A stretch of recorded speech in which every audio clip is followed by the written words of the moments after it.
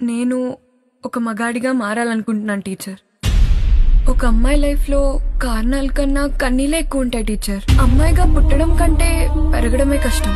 ఎందుకంటే పుట్టగానే మహాలక్ష్మి పుట్టింది అని ఈ లోకం అదే అమ్మాయిని జీవితాంతం వేటాడుతూనే ఉంటుంది. ఒక్కసారి కూడా ఆడదానిలా పుట్టాననే అదృష్టం నాకెప్పుడూ కలగలేదు టీచర్. అమ్మాయి ఏం కోరుకుంటుంది టీచర్? చిన్న చిన్న సంతోషాలకే సంబరపడిపోతుంది.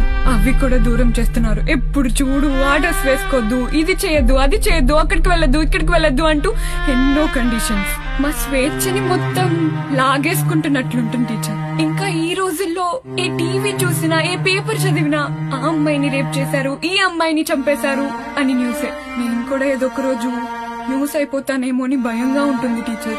ఇంకా ఏ ఆటో ఎక్కినా, ఏ బస్ ఎక్కినా ఏదో ఒక కారణంతో తాకడానికి చూసేవాళ్లే.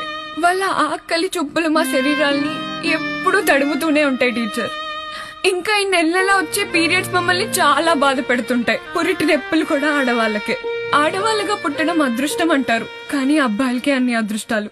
ఎక్కడికైనా వెళ్ళొచ్చు, ఎప్పుడైనా రావచ్చు, ఏదైనా చేయొచ్చు, నచ్చినట్టు బతకచ్చు. అందుకే టీచర్ నేను మగాడిగా మారాలనుకుంటున్నా.